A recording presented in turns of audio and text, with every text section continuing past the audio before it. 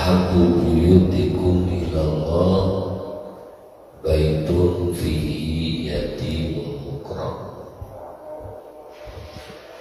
Rumah yang paling dicintai oleh Allah di antara kalian, rumah yang mulia, ya. Allah senang terhadap rumah tersebut. Rumah yang bagaimana? Fihi yatimun mukram. Di rumah itu tinggal anak yatim yang dimuliakan, walaupun itu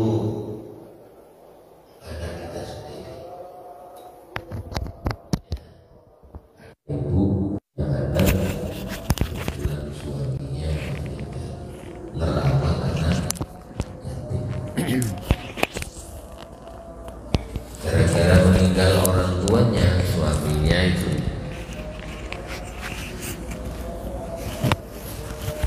tidak menyebabkan dia benci kepada anaknya. Kadang-kadang karena beban, ya, beban pikiran, akhirnya anak jadi pelampiasan. Ini tidak dimuliakan. Dimuliakan itu artinya sesuai kedudukan. Artinya lebih-lebih kalau kita di situ bukan anak kita. Ya apa memuliakannya? Sesuaikan persis kayak anak kita. Kalau anak kita disuruh, ya disuruh, sama aja. Jangan pilih kasih, anak kita tidak disuruh, dia disuruh terus. Karena mentang-mentang bukan anak kita, dia anak yatim. Enggak, dia samakan. Makan dia samakan. Ibarat kita ngasih jajan kebetulan, kita samakan. Kalau kita punya anak seperti mereka juga. Itu rumah yang paling disenangi oleh Allah. Wa syarru baitin, tapi sebaliknya kata Nabi, seburuk-buruk rumah. Baitun, satu rumah, yatimun yusa'u alaihi. Ada anak yatim yang disia-siakan. Masalah anak yatim ini ya hati-hati, termasuk kita mengawini janda. Ya, kebetulan jandanya punya anak yatim. Di Quran itu diterangkan tentang masalah harta daripada anak yatim. Kita mamanya ngawinin janda tidak mentang-mentang. Itu ada hak waris anak yatim.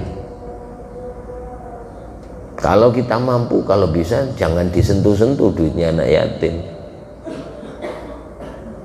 Ya, tapi kalau kita tidak mampu, maka sewajarnya.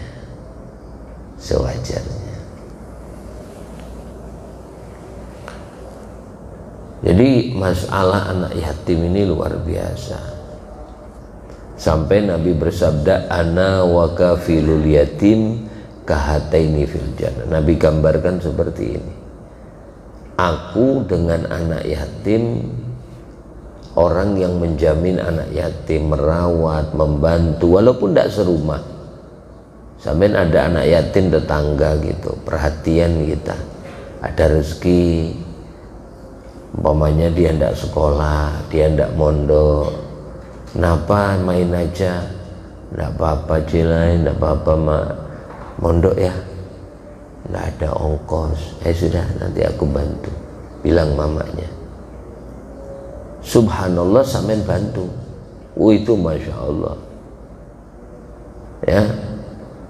Dan ini orang yang menjamin anak yatim ini, doanya didengarkan sama Allah. Dulu ada kasus orang ibu datang ke rumah. Ibu ini sudah divonis dokter paling 3 bulan udah mulai cuci darah. Ya, udah mulai ada tanda-tanda ibarat ginjal itu mulai agak rusak. Dia ke rumah itu bawa obat yang diklip gini tuh. Sekali minum 5 biji, sehari kali 3, 15. gedenya kayak mixagrid ya. Kita aja minum mixagrid pakai pisang, kalau pakai langsung minum nyangkut kadang. Ini 5 biji. 5 biji. Saya tanya, ibu usaha apa? Saya punya rumah makan, saya punya bikin roti. Ibu bisa kalau ada tetangganya 40 orang anak yatim, panggil tiap hari Jumat, kasih makan mereka, kasih apa yang ibu mampu. Ya rumah makan kan enak, ngambilkan sedikit. Ternyata tidak dapat 40, dia cuma dapat 11 orang. Iya sudah Bu, diambil. Subhanallah.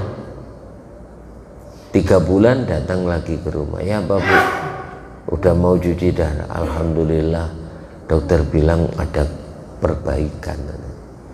Tidak jadi cuci darah saya, tapi masih konsumsi obat saya. Lama-lama subhanallah setengah tahun total. Saya bilang, ya apa resepnya? Kasih imitom atuhibbu ayyalina qalbuka, kata Nabi. Apa ndak kamu kepingin hatimu itu lunak, hatimu itu kasih sayang. Atuhibbu ayyalina qalbuka wa tudrak hajatuka. Terus kalau kau punya hajat itu kesampaian. Ibu kalau punya hajat ini kok belum kesampaian. Ini resep ajaran Rasulullah. Ya apa caranya, kata Nabi? At'im tu'mataka, irhamil yatim, kata Nabi. Kamu sayang sama anak yatim, rahmah, belas kasih, panggil anak yatim, punya hajat kita. Apalagi maaf, bahasa kita ini zaman sekarang ya, ada ulang tahun anak kita ini, cucu kita ya, nyari anak yatim aja Bu, panggil anak yatim 40 kah? 40 itu hitungan antik. Kalau ada orang 40 doa, insya Allah doanya tidak ditolak sama Allah. Apalagi yang doa anak yatim, panggil mereka semuanya, doakan ya si ini jadi anak solihah, amin. Anak yatimnya amin semuanya sudah ya.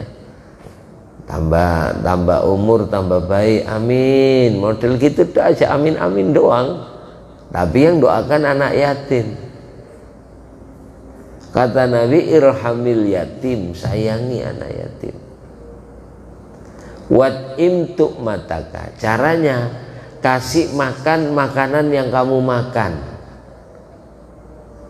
Jadi ngasihnya itu sesuai dengan makanan kita. Kan artinya tidak pilih-pilih. Kita makan daging, dia makan tempe, ya enggak, kasih makan sesuai makanan kamu. Nah kalau kita makan, kita kan pasti kepingin enak, orang yang kita makan sendiri. Maka ketika kau makan enak, kasih makan enak anak yatim, kasih makan enak ya. Wat'im, kasih makan tu'mataka, makanan yang kamu makan, panggil, senangkan mereka. Terus apa kata Nabi? Wamsah ra'sahu, ya, kemudian kamu elus-elus rambutnya. Nah ini kalau ngelus anak yatim, kalau kebetulan bapaknya yang meninggal, ngelusnya dari sini Bu. Tapi kalau ibunya yang meninggal, ngelusnya dari sini. Ini karena tuh dilus gini, kalian nanti dibalik gini. Kalau dua-duanya meninggal ya apa Bu? Dikucak loh. Nah, terus dicium. Nah ini masalah lagi, santunan anak yatim. Ini hati-hati, kalau apalagi kalau santunan uang sampean sendiri tidak masalah. Ya, sampean manggil anak-anak yatim mau santunan. Nah, kalau duit sampean sendiri tidak ada masalah. Nah, Kalau kebetulan kita ini narik sumbangan, ngundang orang anak yatim, santunan anak yatim. Ingat, anak yatim itu belum balik. Saya sering kadang-kadang ceramah di masjid gitu, undangan santunan anak yatim. Yang diundang itu cewek-cewek umur 12, 13, 14. Ya, cewek zaman sekarang 13 itu udah halangan. Orang kadang kelas 4 aja udah men. Ya. Jadi apa? Anak wanita menurut fikih itu umur 9 tahun hitungan komariah. Hitungan komariah itu kalau ada wanita umur 9 tahun komariah, dia halangan, itu sudah haid. Berarti dia sudah balik. Keluar darah wanita umur 9 tahun. Jadi 9 tahun itu kalau hitungan komariah setahunnya selisih 11 hari. Jadi 11 kali 9 nih. Berarti 99. Nih, berarti 3 bulan. Jadi wanita, anak-anak kita umur 8 tahun 9 bulan, belum 9 tahun, keluar darah, berarti sudah balik. Murid-murid di rumah itu cewek-cewek yang ngaji itu tak tanyain, seumuran anak saya semuanya, kelas 4. Udah halangan belum? Belum. Udah halangan. Ada waktu halangan pertama nangis-nangis, nggak ngerti dia. Dijelasin sama istri saya, enggak apa-apa, itu memang semua wanita, dan itu tandanya kau sudah harus wajib sholat, kamu harus ngerti caranya wudhu, kau harus ngerti caranya mandi, diajarin ya. Loh, terus santunan anak yatim itu kadang-kadang terus salaman sama yang nyantunin, cipak-cipuk, ini sudah perawan, ini udah halangan, udah 13 ini ya, 12, maaf lah ini bukan muhrim lagi, sudah tidak, hati-hati, tidak boleh. Kalau kita salaman sama anak kecil yang tidak datangkan syahwat, tidak apa-apa. Umur 12 dikawinin bisa hamil ya, lalu sudah halangan kalau ya sudah halangan. Nah, ini pas kalau santunan, jangan bilang anak yatim. Jadi nanti dia temakan uang anak yatim. Nah, karena sudah halangan. Jadi ya apa? Santunan anak yatim, fakir miskin, dan orang yang berhubungan dengan anak yatim. Nah, nanti berhubungan dengan anak yatim ya apa? Ya termasuk keluarganya. Anak yatim dikasih 200.000, dibawa mamanya, dibelikan beras, yang makan nanti kakaknya jual. Ya kalau, nah yang berhubungan dengan anak yatim kakaknya, tidak apa-apa. Ya, supaya hati-hati. Ini persis apa yang disampaikan oleh Al-Habib Taufik bin Abdul Qadir Asgar. Ya, disuruh ngati-ngati gitu. Masalah anak yatim ini repot, Bu. Ya, berat betul. Makanya doanya mustajab. Makanya Nabi sampai mengatakan gini, ana wa kafilul yatim kahataini fil jannah. Aku sama orang yang suka nyayangi menanggung anak yatim di surga sama aku kayak ini. Ya apa kayak ini? Tidak jauh. Sangat dicintai oleh Rasulullah, disenangi oleh Rasulullah, berdampingan dengan Rasulullah. Cuman, nah ini tempatnya tentu ada selisihnya. Nih, satu lebih tinggi, satu lebih rendah. Cuman pendampingan. Ibarat bahasa gini, rumah pian di mana? Oh, rumah ulun anak-anak ada di Mukirejo itu. Kalau ke kanan Mukirejo, sebelah kiri itu perumahan apa namanya? Hah? Citraland ya, Citraland. Itu rumahnya mahal-mahal itu, Pak, miliaran. Nah, rumah pian mana? Citraland. Udah bayangan kita ini berarti orang kaya. Ada yang 12 miliar rumahnya, harganya 10 miliar. Sampai di mana? Citraland. Wow, parkiran kita sudah gitu, Bu. Sebelah mana? ya pas itu ada gapura itu, ya situ, enggak, masuk lagi. Nah, apanya kolam renang situ, nah pas di itu ada gang, masuk lagi.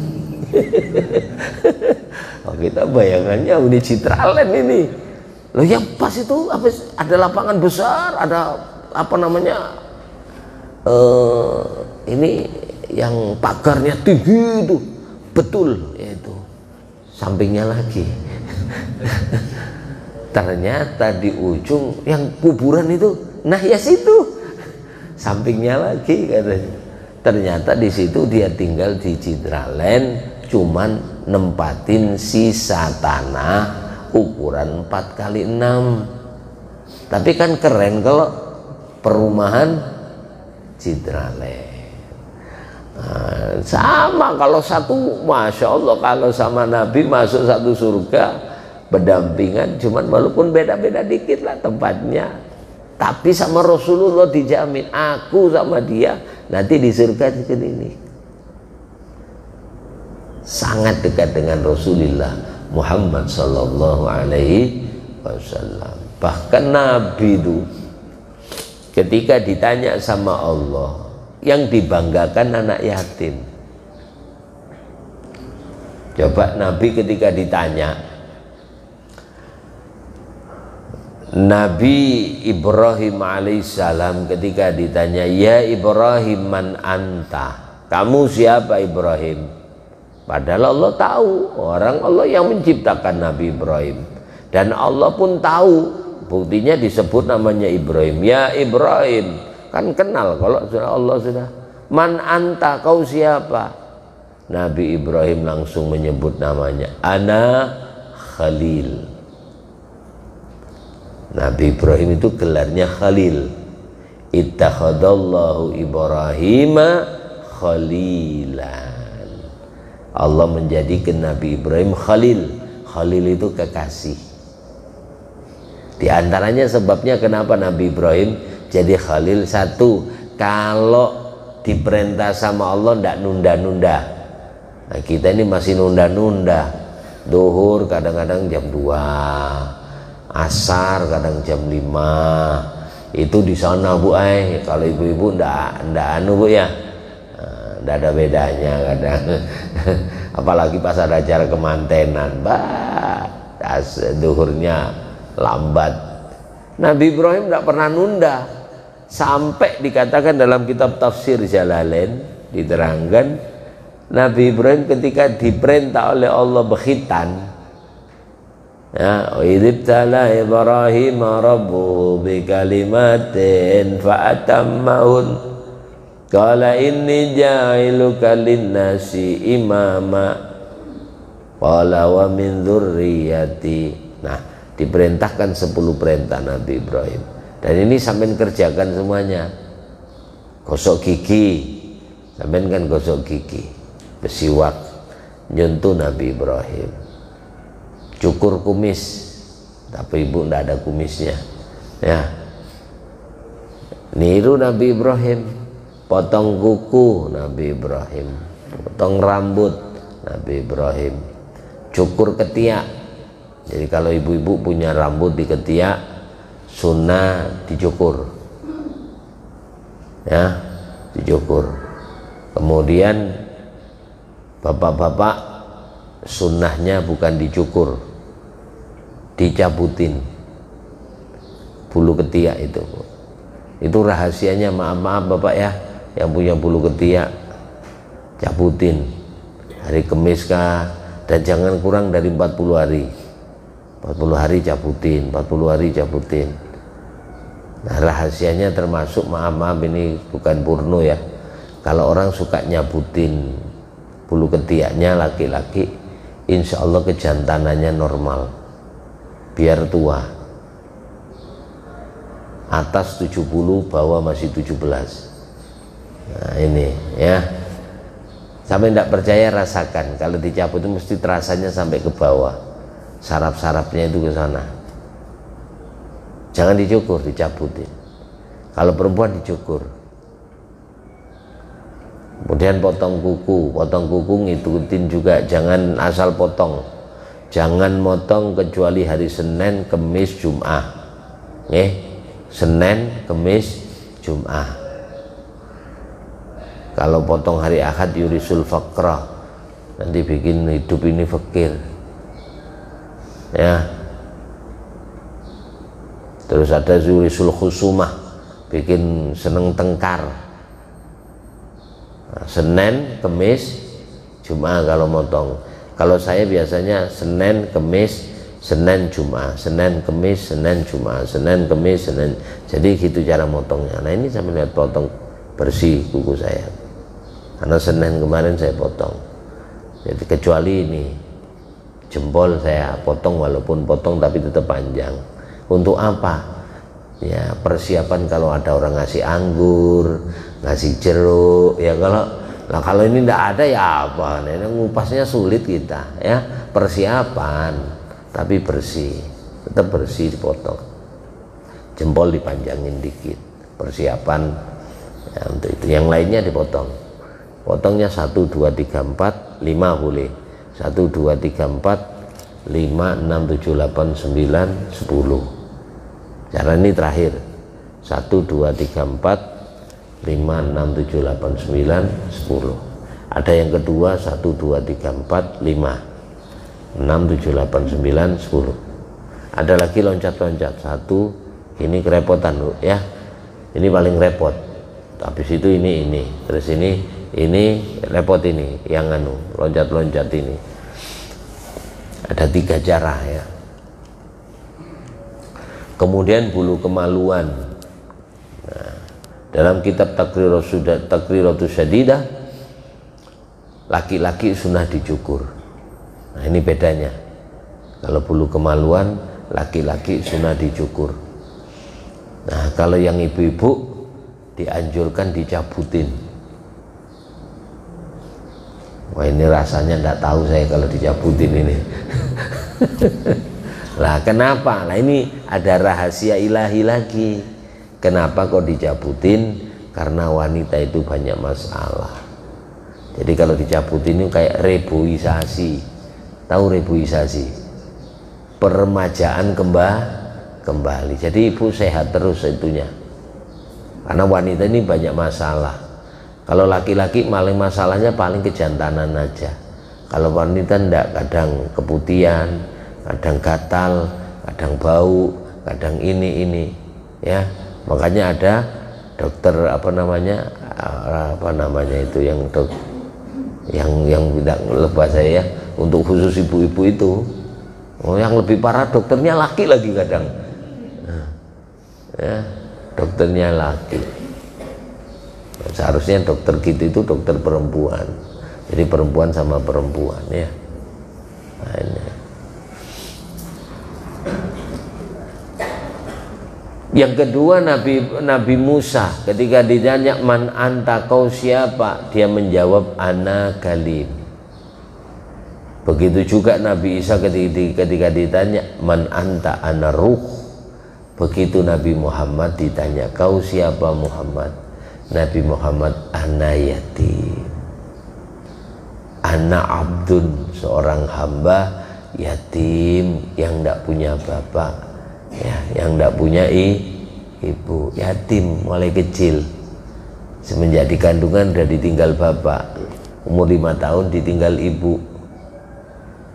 Jadi siapa kandungannya hanya kepada Allah ya. Justru ketika Nabi mengaku sebagai hamba dan yatim, malah diangkat derajatnya oleh Allah, bisa ketemu sama Allah. Gelarnya subhanalladzi asra bi abdihi, dengan hambanya. Jadi gitu.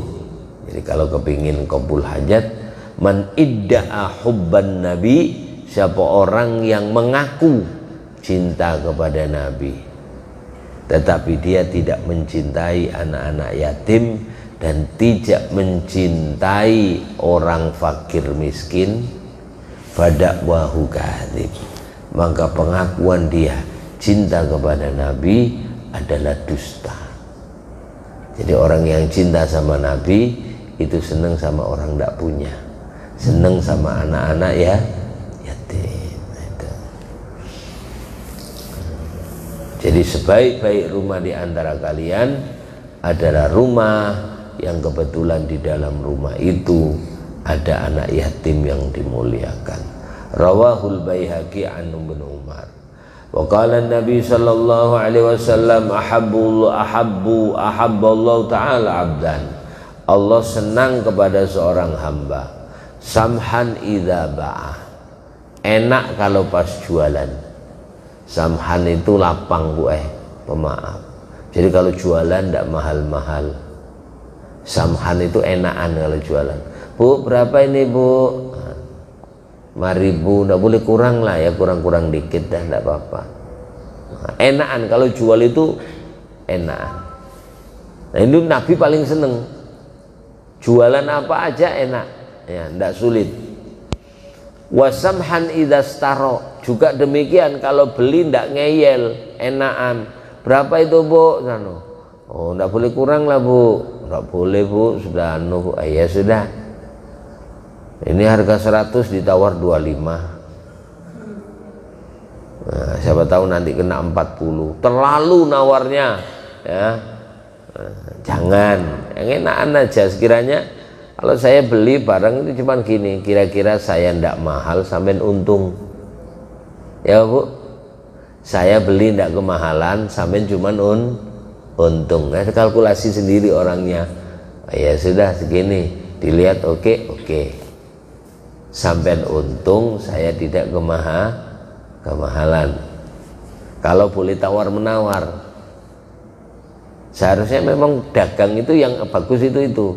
Makanya tandanya kiamat, katanya Sunan Kalijogo tapi ya, pasar itu nanti sepi dari suara. Coba sekarang orang beli apa-apa pakai Shopee, ya adalah suaranya. Nggak ada.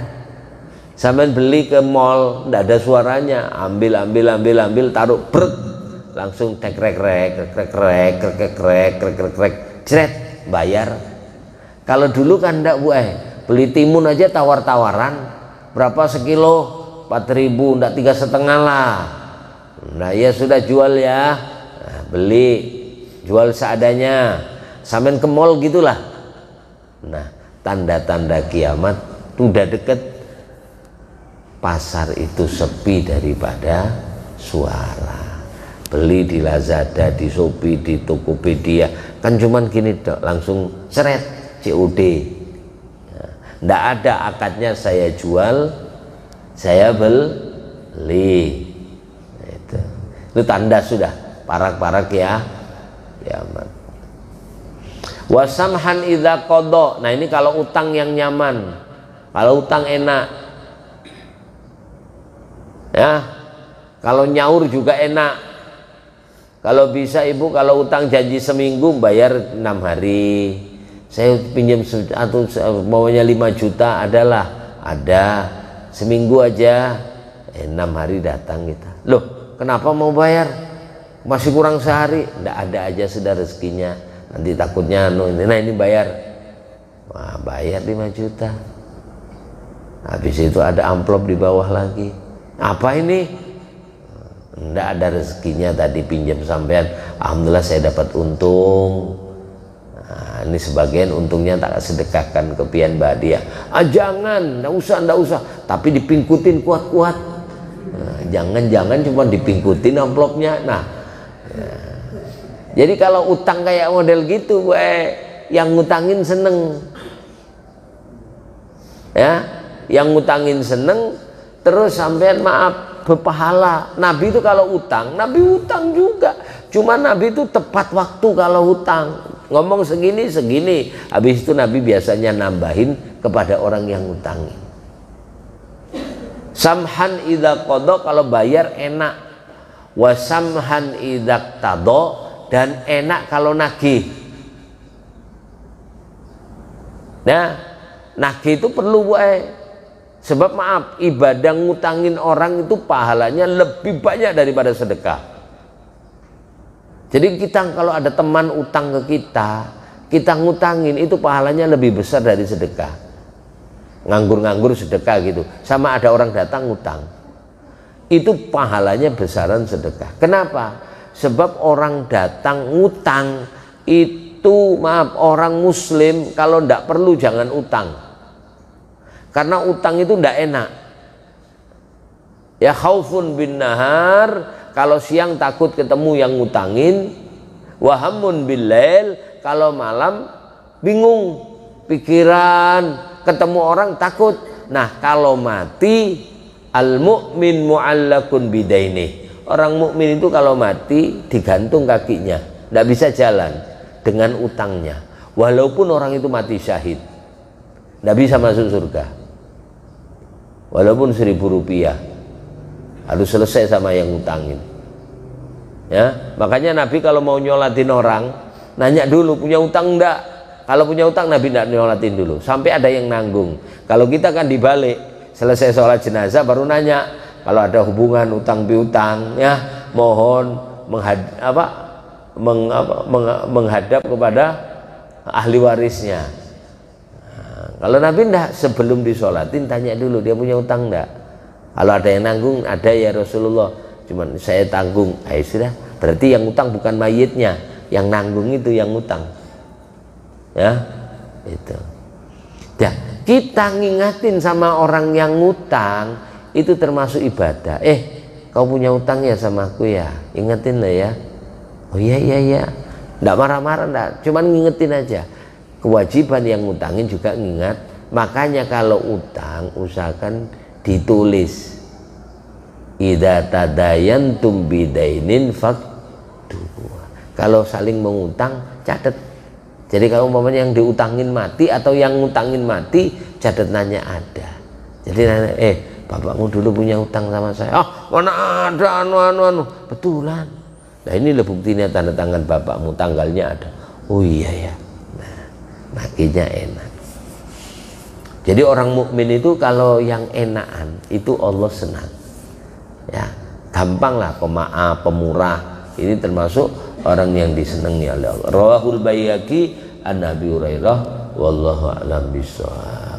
Moga-moga sedikit yang disampaikan ini bermanfaat, barokah fid dini wa dunya wal akhirah.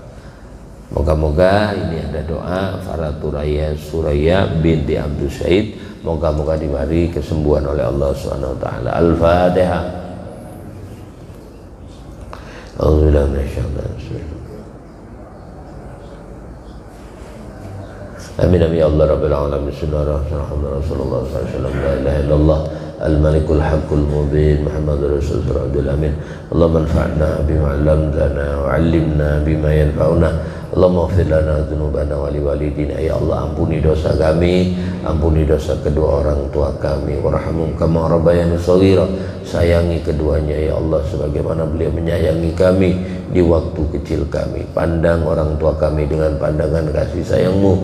Pandang orang tua kami ya Allah dengan pandangan ampunanmu. Pandang orang tua kami dengan pandangan ridhamu. Lemah lembut Engkau ya Allah kepada kedua orang tua kami, sebagaimana beliau lemah lembut kepada kami di waktu lemahnya kami. Matikan kami semuanya dalam kondisi husnul khotimah. Matikan kami semuanya dalam kondisi husnul khotimah. Matikan kami semuanya ya Allah dalam kondisi husnul khotimah, berkumpul dengan Nabi Muhammad sallallahu alaihi wasallam. Rabbana atina fid dunya hasanah fil akhirati hasanah wa qina adzabannar. Sallallahu nabiyil ummi. Alhamdulillahirabbil alamin.